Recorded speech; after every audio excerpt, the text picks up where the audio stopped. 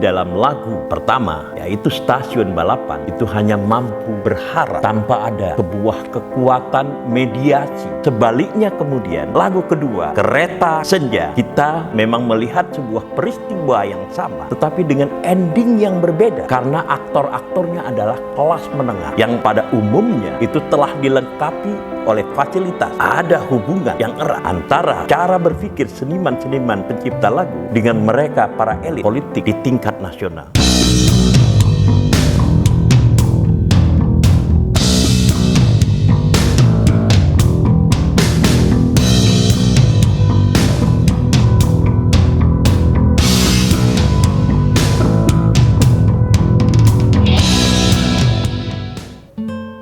Pecinta Indonesia, bangsa, dan demokrasi. Kami dari kolom Fachri Ali masih berkutat dengan usaha mencari renungan-renungan tentang proses pemilu 2024, terutama kaitannya dengan kontestasi kepresidenan yang selalu kemudian kami cari bagaimana nasib rakyat di dalam sebuah arus proses politik yang dahsyat itu, yang banyak kalangan mengatakan tak berpresiden.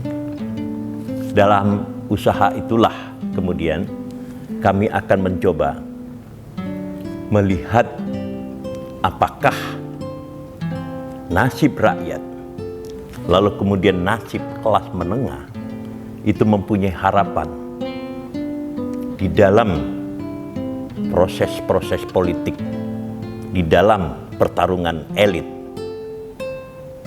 Nah, pencarian kami sampai kepada dua lagu yang sama-sama populer. Lagu pertama adalah Stasiun Balapan yang dinyanyikan dan diciptakan oleh Didi Kempot. Didi Kempot adalah representasi dari rakyat, lalu kemudian menciptakan lagu Stasiun Balapan yang menggambarkan bagaimana Didi Kempot menghayati tentang percintaan dari kalangan bawah, dari kalangan grassroots yang pada umumnya tidak dideteksi oleh para seniman-seniman lainnya.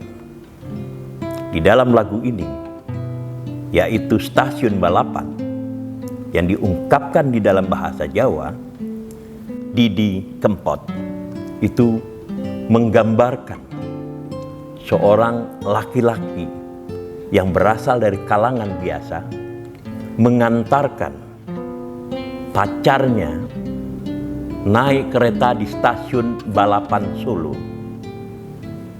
untuk mencari kerja di kota besar lainnya. Mungkin dalam bayangan Didi Kempot itu adalah Jakarta. Dan sebagai orang biasa, tentu pacarnya yang perempuan ini datang atau pergi ke Jakarta bukan untuk menjadi manajer dari sebuah korporasi nasional, bukan untuk menjadi seorang dosen, bukan untuk menjadi petugas-petugas partai yang besar-besar, melainkan sebagaimana yang kita lihat di dalam proses migrasi desa kota adalah usaha masuk ke dalam pasar tenaga kerja untuk menjadi asisten rumah tangga dari kalangan kelas menengah ke atas. Kelas menengah, lalu kemudian kelas menengah ke atas di Jakarta dan di kota-kota lainnya. Dan sang laki-laki, yaitu sang pacar itu tadi, menunggu kabar yang tak pernah datang. Mari kita dengar suara nelongso yang dinyanyikan oleh seorang penyair hebat, Binhat Nur Rahmat. Sebagai seorang penyair, Binhat Nur Rahmat sangat mampu mengungkapkan situasi psikologis tentang bagaimana dia harus menyanyikan lagu yang bernada sedih ini. Ning stasiun balapan, Kuto Solo sing dadi kenangan, kowe karo aku nalika ngeterke lungamu. Ning stasiun balapan, rasane kaya wong kelangan, kowe ninggal aku. Ra krasa netes elu ning pipiku.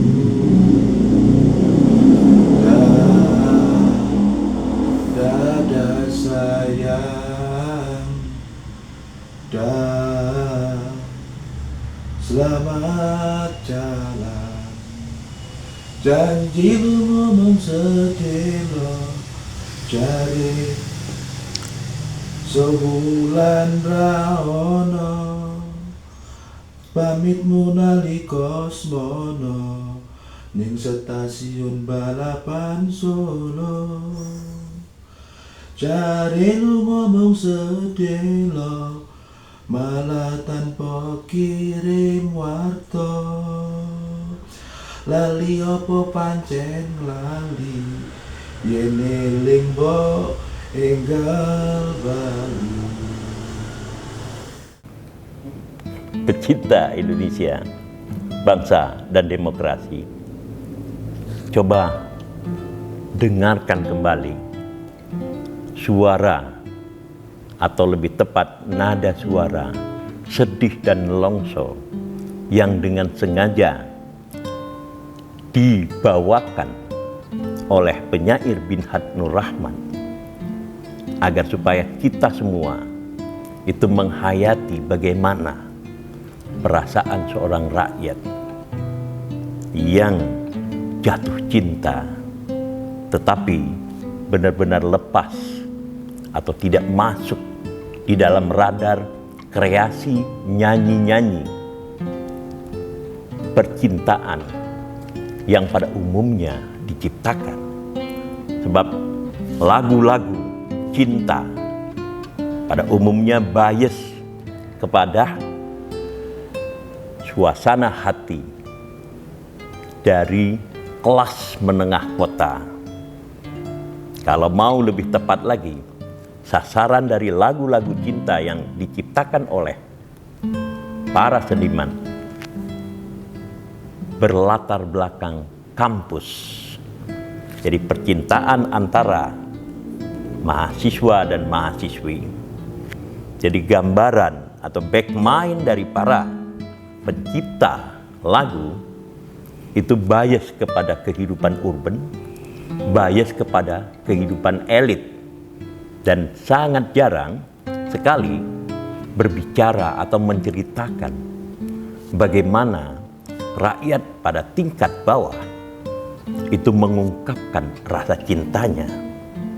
Inilah yang kemudian kita lihat pada ekspresi dari Binhat Nur Rahmat, seorang penyair yang sangat kreatif tetapi mampu memberikan peran dirinya seakan-akan sebagai rakyat biasa yang kehilangan kekasihnya untuk pergi mencari kerja dengan jalan yang ditempuh, yaitu kereta yang bergerak dari stasiun balapan Solo. Oke, selanjutnya mari kita kontraskan dengan lagu kedua yang di dalam konteks ini lebih menggambarkan suasana elit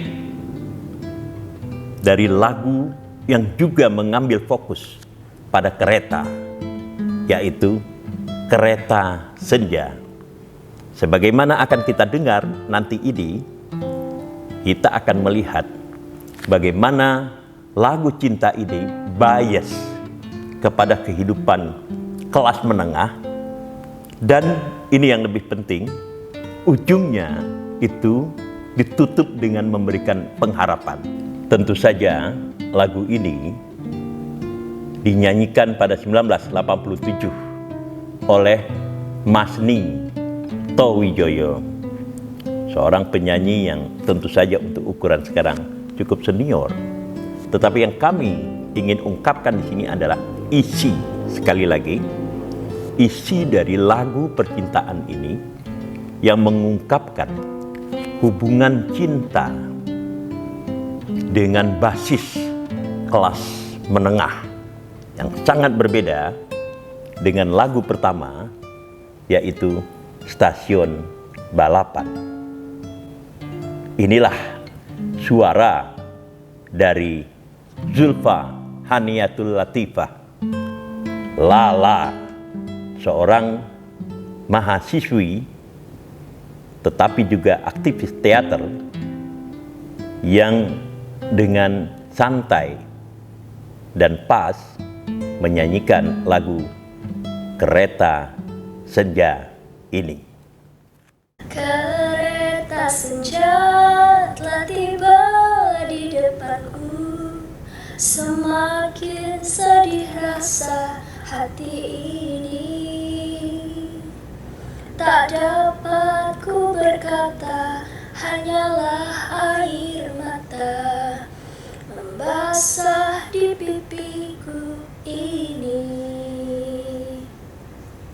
Kau belai rambutku dan kau usap pipiku, terucap selamat tinggal untukku. Tak sanggup hati ini berpisah denganmu, semakin deras air mataku.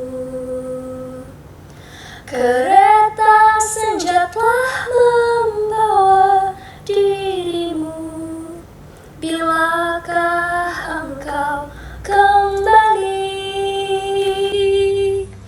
Di sini aku rindu menanti dirimu, hanyalah dirimu yang ku harapkan. Kita stop dulu keluhan lagu Lala sampai di sini, sebab kemudian kita akan melihat sesuatu yang bersifat optimistik, yaitu suara kur para laki-laki berikut ini. Jangan bersedih dan jangan kau menangis, percaya akan janji suciku. Cinta dan rindu ini hanyalah untukmu. Kereta senja akan kembali. Kereta senja akan kembali. Pecinta Indonesia, bangsa dan demokrasi, sangat kontras dua lagu yang kita tampilkan di sini. Bagaimana lagu yang terakhir memang mengisahkan juga kepedihan dari seorang kekasih yang ditinggalkan oleh pacarnya, juga dengan menggunakan wahana kereta api. Akan tetapi perbedaannya dengan yang pertama adalah bahwa ada janji bahwa kereta api senja itu akan kembali kepada sang kekasih. Sementara kalau kita lihat pada lagu yang pertama, Stasiun Balapan Solo, tidak ada janji dari kekasih yang pergi via kereta api itu. Jangankan janji untuk kembali, kabar pun tak lagi diterima. Sehingga seperti yang kemudian diperlihatkan oleh Bin Had Nur Rahmat di dalam melakukan itu, adalah seorang yang duduk di dalam kesepian menanti kembalinya seorang kekasih tanpa diketahui kapan itu akan terjadi. Inilah kemudian bisa kita gunakan tentang simbol rakyat berhubungan, atau lebih tepat sebenarnya berhadapan dengan elit. Kita lihat di dalam proses politik yang berlangsung selama ini, dan lebih keren lagi, lebih demonstratif lagi kita lihat selama kontestasi politik di dalam pemilu presiden dan wakil presiden dan pemilu legislatif tahun 2024 ini, di mana kemudian rakyat itu carry atau tertinggal ketika seluruh proses politik itu telah terjadi. Maksudnya telah dianggap finish untuk menentukan siapa yang menang dan siapa yang kalah. Rakyat seperti yang digambarkan di dalam lagu pertama, yaitu Stasiun Balapan, itu hanya mampu berharap tanpa ada sebuah kekuatan mediasi yang menghubungkan diri mereka, masa miskin di pedesaan maupun di perkotaan, dengan elit-elit yang menciptakan keputusan-keputusan pada tingkat nasional. Dan karena rakyat pada umumnya itu adalah subjek yang lemah, the weak people, mereka tidak punya weapon, tidak punya senjata untuk menyatakan dirinya, menuntut apa yang menjadi aspirasi mereka kepada para pihak elit yang sebelumnya telah didukung mereka. Itulah yang tergambar di dalam lagu Stasiun Balapan oleh Didi Kempot, dan di dalam konteks konten ini dinyanyikan dengan sangat pas, dengan cara yang sangat melankolis, untuk tidak mengatakan nelongso dari yang dilakukan oleh penyair hebat Bin Had Nur Rahmat. Sebaliknya kemudian lagu kedua, Kereta Senja, kita sekali lagi memang melihat sebuah peristiwa yang sama, tetapi dengan ending yang berbeda, yaitu ketika kemudian pihak laki-laki yang naik ke dalam kereta senja itu memberikan pengharapan bahwa suatu hari kereta senja itu akan kembali, dan pertemuan menjadi mungkin terjadi di antara dua si Joli tersebut. Kenapa ini bisa terjadi? Karena aktor-aktornya adalah kelas menengah yang pada umumnya itu telah dilengkapi oleh fasilitas intelektual, fasilitas teknikal, untuk kemudian mempunyai akses merebut, itu kata yang sedikit agak keras ya, keuntungan-keuntungan ekonomi dari proses politik yang berlangsung. Bisa saja mereka juga tidak ada mediator yang menghubungkan antara kelas menengah dengan elit-elit politik yang membuat keputusan publik pada tingkat nasional. Akan tetapi keterampilan teknikal yang dimiliki oleh kelas menengah itu tetap berada di dalam posisi yang lebih bagus dibandingkan misalnya dengan massa atau rakyat yang digambarkan oleh Didi Kempot di dalam lagu Stasiun Balapan itu. Inilah kemudian refleksi dari kami, kolom Fakhri Ali, untuk melihat lebih jauh hal-hal apa yang bisa kita renungkan dari proses politik nasional yang berlangsung sekarang ini, lalu kemudian tergambarkan di dalam asumsi-asumsi dan benak dari para pencipta lagu itu sendiri, yaitu ada bias tertentu, ada kecenderungan tertentu dari kalangan mereka, kalangan pencipta lagu, untuk lebih menggambarkan situasi psikologis dan romantika kelas menengah, bukan rakyat biasa seperti yang dilakukan oleh Didi Kempot. Dan ini yang menjadi ironi dan tragedi bagi kita. Bahkan para pencipta lagu-lagu cinta itu juga tidak memperhatikan tentang nasib rakyat kecil, tentang bagaimana mereka mengungkapkan perasaan cinta mereka.